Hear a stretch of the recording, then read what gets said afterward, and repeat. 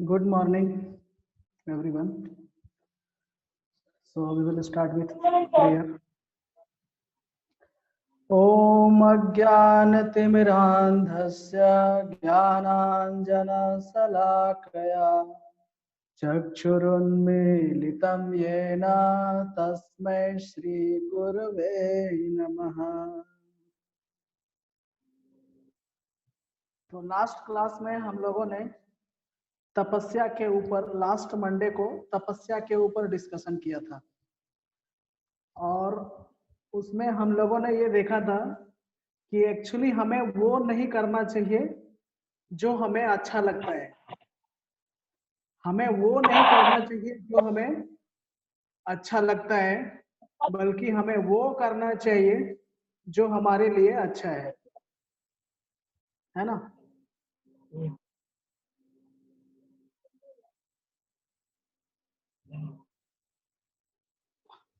आप लोग अपने आप को म्यूट कर दीजिए, उधर का आवाज आएगा ना तो डिस्टरबेंस होगा। म्यूट करके रखिए, ठीक है। तो लास्ट क्लास में हम लोगों ने देखा था कि हमें वो नहीं करना चाहिए जो हमें अच्छा लगता है। ये चीज हमें अच्छा लगता है तो मैं ये करूंगा, ऐसा नहीं होना चाहिए। जो हमारे लिए अच्छा है हमें वो करना चाहिए। हमारे लिए क्या अच्छा है वो करना चाहिए, जो हमें अच्छा लगता है वो नहीं, ठीक है। जैसे हमें पढ़ाई करना अच्छा नहीं लगता है तो क्या हम पढ़ाई नहीं करेंगे? नहीं करेंगे। क्यों? क्योंकि वो हमारे लिए अच्छा है। हमें अच्छा नहीं लगता है वो बात ठीक है, लेकिन वो हमारे लिए अच्छा है इसलिए हम करेंगे, वो स्टडी करेंगे, ठीक है। तो हमने आपको महाभारत का एक श्लोक भी बताया था, आहार निद्रा भय मैथुनम च समन्यमेतद् पशुभिर्नराणां धर्मो हि तेषाम् अधिको विशेषो धर्मे नहीं ना पशुभिर्समानम्। और यह श्लोक का मीनिंग आपको समझाया था कि मनुष्य और जानवर में क्या अंतर है। ये जो मोरल वैल्यूज है, ये जो स्पेशल क्वालिटीज है, जैसे सिंप्लिसिटी, बहुत ही पीसफुल रहना, बहुत ही सेल्फ कंट्रोल रहना, बहुत कंपैशनेट होना मतलब करुणा होना, या बहुत टॉलरेंट मतलब सहनशील होना, ये सब गुण जो है वो मनुष्यों में होता है। और यही सब गुण मनुष्यों को जानवरों से श्रेष्ठ बनाता है। ये हमने डिस्कशन किया था लास्ट क्लास में, ठीक है। आज हम देखने वाले हैं तपस्या का और डिटेल में मीनिंग क्या है, तपस्या का मतलब क्या है, इसको और डिटेल में देखेंगे अभी हम। तो ना, शरीर का कुछ तपस्या होता है, कुछ कुछ तपस्या होता है जो शरीर का होता है, कुछ कुछ तपस्या होता है जो वाणी का मतलब स्पीच का होता है, कुछ कुछ तपस्या होता है जो मन का होता है ना। तो हम एक एक करके देखने वाले हैं। सबसे पहले शरीर का तपस्या क्या है। तो भगवत गीता पढ़ने का मुझे बहुत ही शौक है और मैं हर रोज भगवत गीता पढ़ता हूँ, और वहां से जो जो अच्छी अच्छी चीजें मुझे मिलती है मैं वो आप सबके साथ शेयर करता हूँ।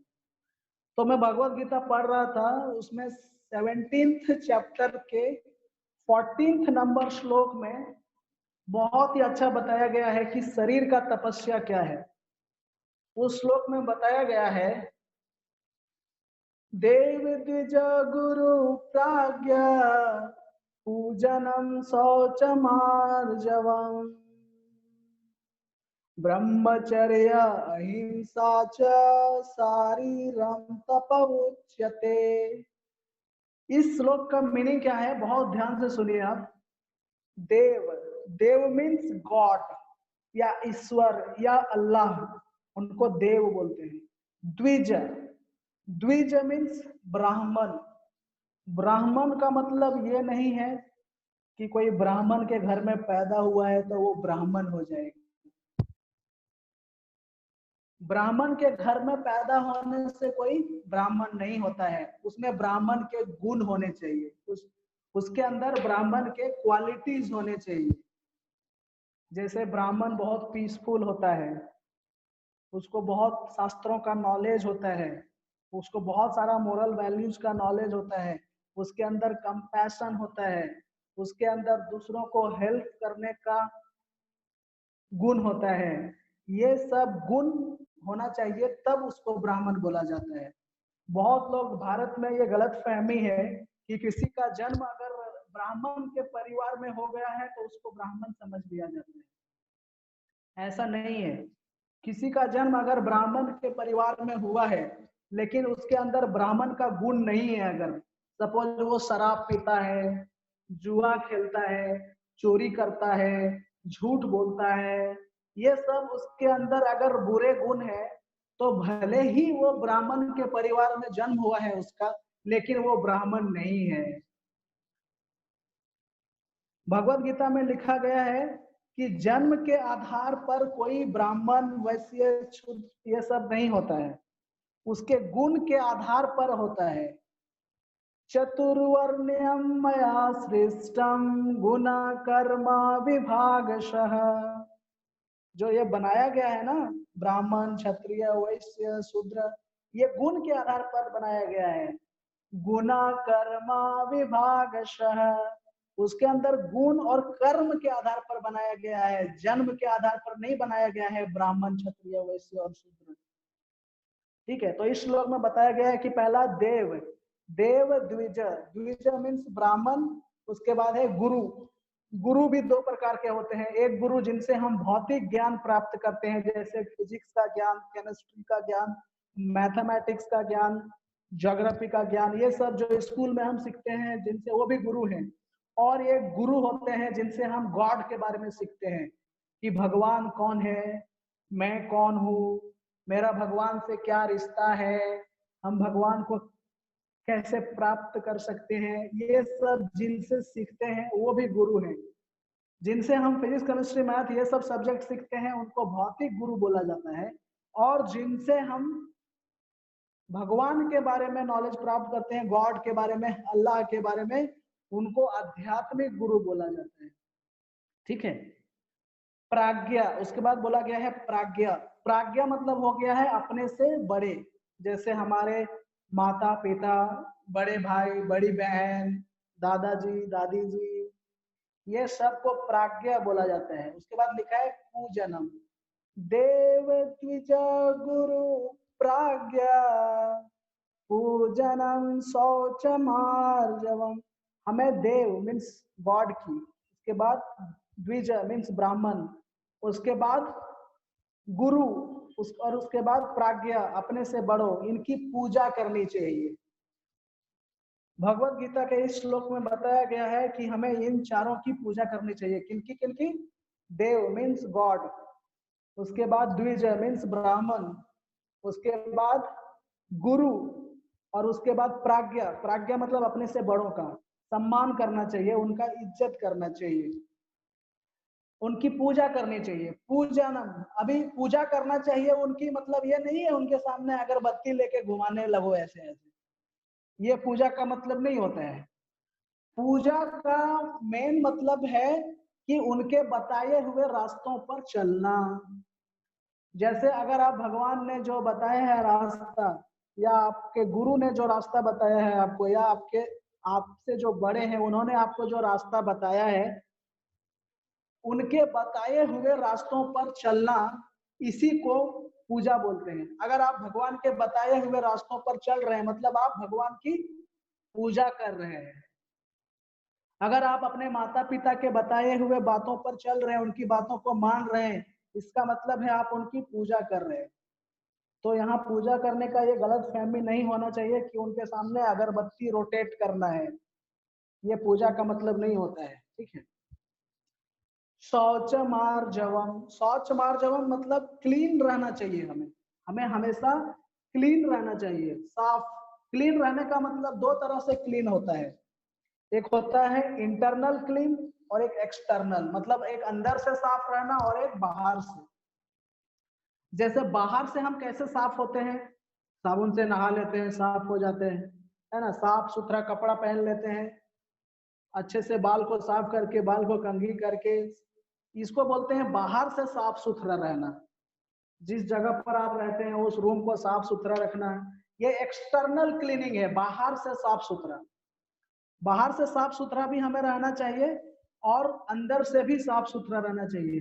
अंदर से साफ सुथरा रहने का मतलब है किसी के प्रति बुरा नहीं सोचना, हमेशा दूसरों का हेल्प करने के बारे में सोचना, अच्छी अच्छी बुक्स पढ़ना, अच्छे अच्छे लोगों के बारे में पढ़ना, है ना, उसको इंटरनल प्यूरिटी बोला जाता है। मोबाइल में गंदे गंदे चीजें नहीं देखना। अगर हम मोबाइल में कुछ गंदे फोटो या कुछ देखते हैं तो हम अंदर से इम्प्योर मतलब अपवित्र हो जाते हैं। इसलिए हमें अंदर से भी पवित्र रहना है और बाहर से भी पवित्र रहना है। ठीक है, तो ये सब क्या बता रहा हूं मैं आपको, ये सब बता रहा हूं शरीर का तपस्या है। ये सब भगवान की पूजा करना, अपने से बड़ों की पूजा करना, गुरु की पूजा करना, ब्राह्मण की पूजा करना, मतलब उनकी बातों को मानना। उसके बाद साफ रहना, अंदर से साफ रहना, बाहर से साफ रहना, ये सब शरीर का तपस्या है। उसके बाद आगे बताया गया है ब्रह्मचर्य अहिंसा च। ब्रह्मचर्य का मतलब क्या है? ब्रह्मचर्य का मतलब है कि बॉयफ्रेंड गर्लफ्रेंड बना के नहीं रखना। जैसे कोई लड़के स्कूल में कॉलेज में चले जाते हैं तो वो फीमेल के साथ फ्रेंडशिप करने लगते हैं, या फीमेल जो होती है मेल के साथ, बॉयज के साथ फ्रेंडशिप करके बॉयफ्रेंड गर्लफ्रेंड बनाने लगते हैं। तो ये हमें नहीं करना चाहिए। भगवत गीता में बताया गया है कि बॉयफ्रेंड गर्लफ्रेंड नहीं होना चाहिए। उसके बाद बताया गया है अहिंसा। अहिंसा का मतलब है कि हमें किसी भी जीव की हिंसा नहीं करना चाहिए। लोग अहिंसा अगर किसी को बोलो ना तो वो यही समझते हैं कि किसी जीव को मत मारो, किसी जीव का हत्या मत करो, चिकन को मत काटो, बकरे को मत काटो, किसी आदमी को मत मारो, वो उसको अहिंसा समझते हैं। लेकिन अहिंसा का अगर और डीप में अगर मीनिंग जाने तो अगर आपने किसी को कुछ बोल दिया ना जिससे वो बहुत डिस्टर्ब हो गया तो वो भी अहिंसा में आता है, मतलब हिंसा में आता है, वो हिंसा कर रहे हैं आप। अगर आपने किसी को कुछ बुरा बोल दिया जिसके वजह से उनको बहुत दुख हुआ है तो वो भी हिंसा में आता है। आप हिंसा कर रहे हैं, अगर आप किसी को कुछ बुरा बोल रहे हैं जिसके कारण वो सामने वाला बहुत डिस्टर्ब हो रहा है तो ये आप हिंसा कर रहे हैं। ठीक है, तो ये भी हमें ध्यान रखना चाहिए। तो ये सब शरीर का तपस्या है। तो हमने लास्ट क्लास में आपको बताया था कि हमें तपस्या क्यों करना है सर। तपस्या हमें इसलिए करना है क्योंकि वो हमारे लिए अच्छा है। हम जब तपस्या करेंगे तो हमारे अंदर प्योरिटी बढ़ता है और हम जीवन में बहुत कुछ कर सकते हैं। इसीलिए तो शरीर का तपस्या क्या क्या है एक बार फिर से रिवाइज कर देता हूँ। देव द्विज गुरु प्राज्ञ पूजनम, मतलब अपने से बड़ों का, गुरु का, ब्राह्मण का और गॉड का, भगवान का, अल्लाह का हमें क्या करना चाहिए? पूजा करना चाहिए, मतलब उनकी बातों को मानना चाहिए। उसके बाद शौच मार्जवम, मतलब हमें क्लीन रहना चाहिए अंदर से भी बाहर से भी। उसके बाद बताया ब्रह्मचर्य मीन्स हमें बॉयफ्रेंड गर्लफ्रेंड नहीं बनाना चाहिए। उसके बाद आपको बताया अहिंसा। अहिंसा मतलब किसी जीव को नहीं हत्या करना चाहिए या फिर किसी को ऐसा कुछ नहीं बोलना चाहिए जिससे उसको दुख हो, उसके अंदर घबराहट हो, ऐसा कुछ नहीं बोलना चाहिए। ये सब शरीर का तपस्या है। ठीक है, तो इन चीजों को हमें ध्यान में रखना चाहिए। उसके बाद बताया गया है कि वाणी का मतलब स्पीच, जो हम बोलते हैं ना उसका भी कुछ तपस्या होता है। जब हम बोलते हैं तो वाणी का तपस्या, क्या हमें कंट्रोल करना चाहिए, क्या बोलना चाहिए, क्या नहीं बोलना चाहिए, वो भगवत गीता का ये श्लोक बताता है। पहले मैं आपको श्लोक पढ़ के सुनाता हूँ। अनुद्वेगकरं वाक्यं सत्यं प्रियहितं च यत् स्वाध्याय अभ्यासनं चैव वाङ्मय तपोच्यते। अनुद्वेगकरम मतलब हमें ऐसा नहीं बोलना चाहिए जो दूसरों में घबराहट पैदा करे। अनुद्वेगकरम, अनुद्वेग मतलब होता है दूसरों के अंदर एजिटेशन, मीन्स घबराहट पैदा कर देना। ऐसे हमें नहीं बोलना चाहिए किसी से। दो ही लोगों को बोलने का अधिकार है, दो ही लोगों को सिर्फ बोलने का अधिकार है, एक टीचर को और एक पेरेंट्स को। अगर आप टीचर हैं तो अपने स्टूडेंट्स को बोल सकते हैं एजिटेटिंग, या अगर आप पेरेंट्स हैं तो अपने बच्चों को आप बोल सकते हैं घबराहट करने वाला बात, ताकि उसमें कुछ सुधार हो। अगर आप टीचर या पेरेंट्स नहीं हैं तो आपको कोई अधिकार नहीं है किसी को एजिटेटिंग सेंटेंस बोलने का, कोई अधिकार नहीं है, नहीं बोलना चाहिए हमें। मतलब हमें ऐसे वाक्य नहीं बोलने चाहिए जिससे दूसरों के अंदर घबराहट पैदा हो जाए, डर पैदा हो जाए, एजिटेशन हो जाए। सत्यम, सत्य बोलना चाहिए। क्या? सत्यम, सत्य, ट्रूथफुल जो है वही बोलना चाहिए हमें। प्रिय, प्रिय मीन्स जो सुनने में दूसरों को अच्छा लगे, प्लीजिंग लगे, वो बोलना चाहिए। हितम, हितम मतलब जिसको आप बोल रहे हैं उसके लिए बेनिफिट वाला होना चाहिए। जैसे आप किसी को कुछ बोल रहे हैं तो उसका बेनिफिट का है क्या कुछ, अगर उसके बेनिफिट का है तो हमें बोलना चाहिए। अनुद्वेगकरं वाक्यं सत्यं प्रियहितं च यत्, एक तो घबराहट पैदा करने वाला बात नहीं बोलना चाहिए, दूसरा बात सच, सत्य बोलना चाहिए हमें, झूठ नहीं बोलना चाहिए। उसके बाद जो दूसरों को अच्छा लगे सुनने में वो बोलना चाहिए। उसके बाद जो दूसरों का बेनिफिट हो उससे वो बोलना चाहिए हमें। उसके आगे बोला गया है स्वाध्याय अभ्यासनम चैव, मतलब हमें सेल्फ स्टडी करना चाहिए, सेल्फ स्टडी करना चाहिए। भगवत गीता हो गया या आपका कोई भी सब्जेक्ट है, फिजिक्स केमिस्ट्री मैथ्स, वो हमें स्टडी करना चाहिए। ये सब स्पीच का तपस्या है, ये सब स्पीच का तपस्या है, जो हम बोलते हैं उसका तपस्या है ये। तो बहुत ही ध्यान रखना पड़ता है हमें, जब भी हम किसी से बात करते हैं तो हम ऐसा कुछ नहीं बोल रहे जिससे उसके अंदर डर या घबराहट पैदा हो जाए, है ना। बहुत ध्यान रखना चाहिए हमें बात करते समय, हमेशा सत्य बोलें, दूसरों को अच्छा लगे ऐसी बात बोलें, दूसरों के लिए बेनिफिट हो उसमें ऐसी ही बात करें हम लोगों से। तो बहुत हमें ध्यान रखेंगे अगर इन सब चीज़ों को, तो फिर बहुत ही पीसफुल हो जाएगा हमारा कन्वर्सेशन और हमारा लाइफ भी।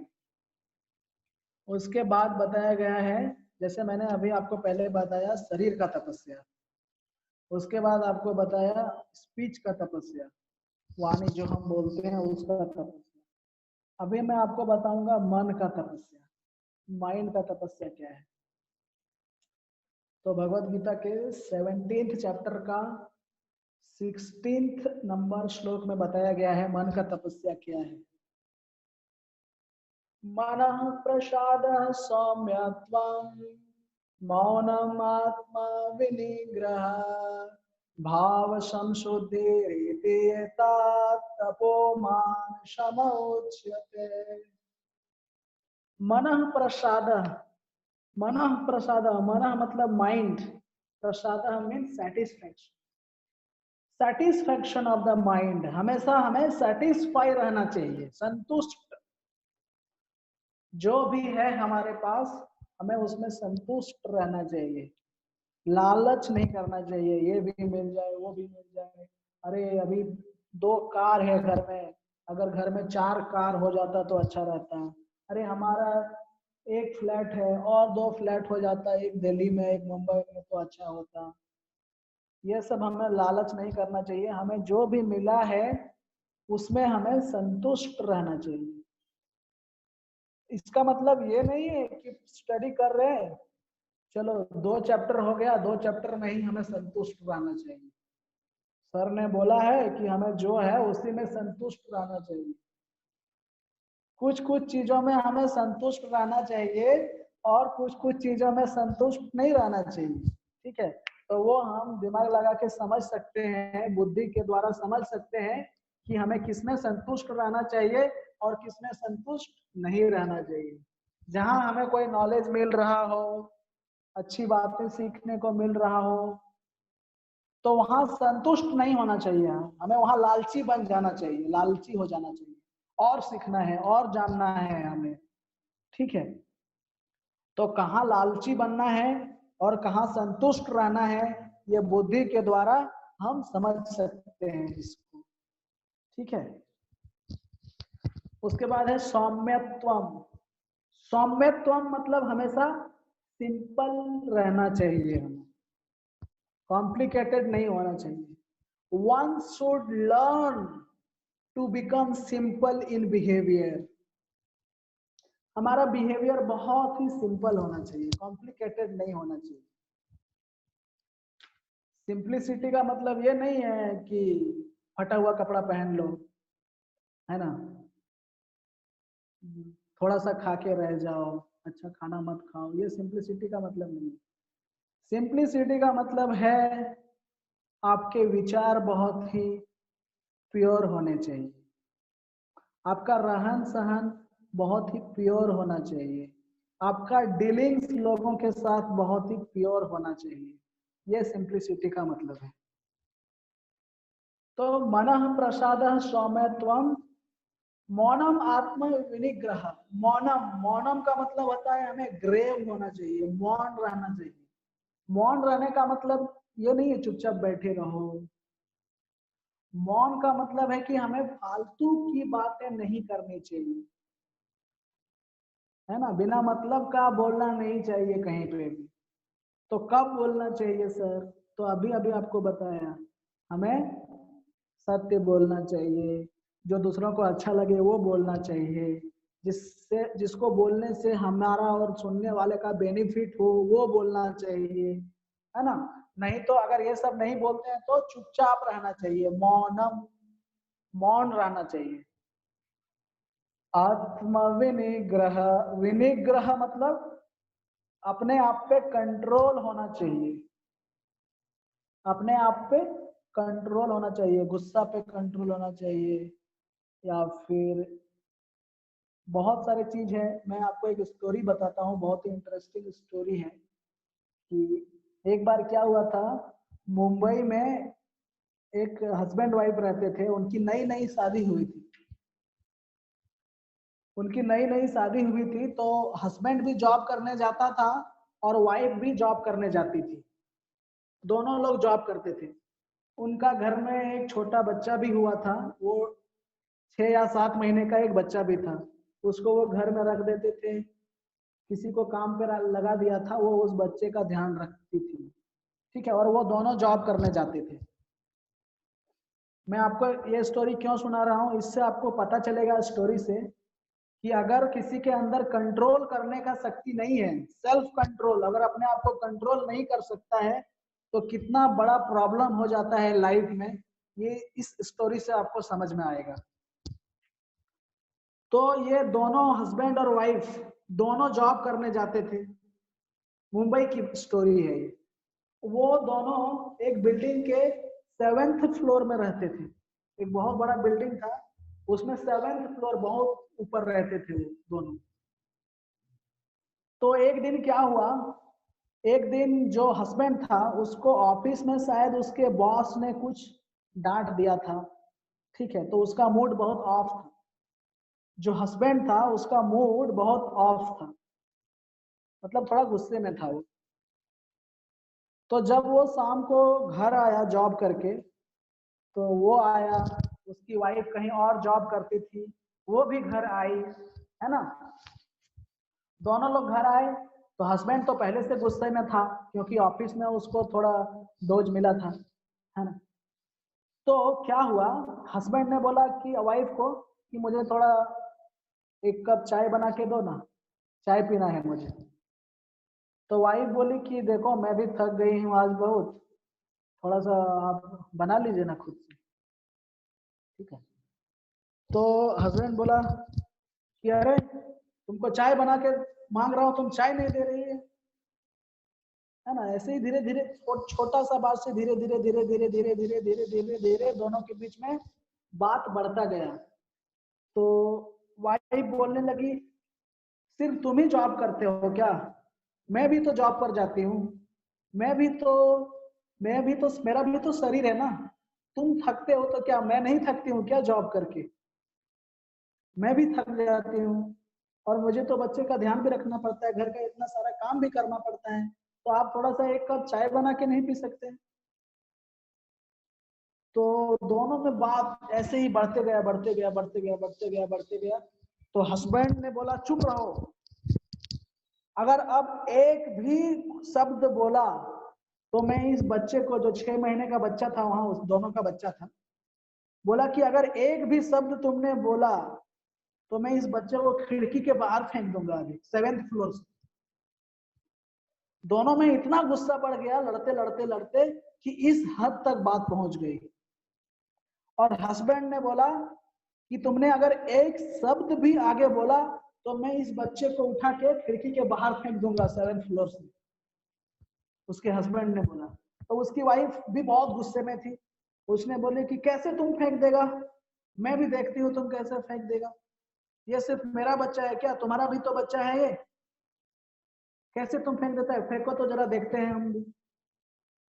तो उसके हस्बैंड तो गुस्सा में था ही, और इतना देर से जो झगड़ा चल रहा है दोनों के बीच में, उससे और गुस्सा बढ़ा हुआ था उसका। और अभी वाइफ बोल दी कि देखते हैं तुम कैसे फेंकता है, फेंको तो। उसका पारा पूरा चढ़ गया, उसने बच्चे को उठाया, 6 महीने के बच्चे को, और 7th फ्लोर का खिड़की से बाहर फेंक दिया उसको। 7th फ्लोर का कितना हाइट होगा सोचो बिल्डिंग का, वहां से 6 महीने के बच्चे को हस्बैंड ने खिड़की के बाहर फेंक दिया उसको। तो क्या हुआ, बच्चे का डेथ हो गया। अभी दोनों हस्बैंड और वाइफ जेल में है, अभी हस्बैंड और वाइफ दोनों को पुलिस ने पकड़ के जेल में डाल दिया है। तो देखो एक छोटा सा बात से स्टार्ट हुआ था, सिर्फ हस्बैंड ने बोला था एक कप चाय बना के दो, वो हस्बैंड अगर खुद से बना के पी लेता और गुस्सा नहीं करता, दोनों एक दूसरे से लड़ाई नहीं करता, तो बात इतनी दूर तक नहीं पहुंचती, है ना। तो क्यों हुआ ये, क्योंकि वो हस्बैंड और वाइफ के अंदर कंट्रोल करने का शक्ति नहीं था, वो दोनों गुस्सा को कंट्रोल नहीं कर सकते थे, गुस्सा को कंट्रोल नहीं कर पाया उन्होंने। तो हमें इस स्टोरी से पता चलता है कि कंट्रोल करना गुस्सा पे,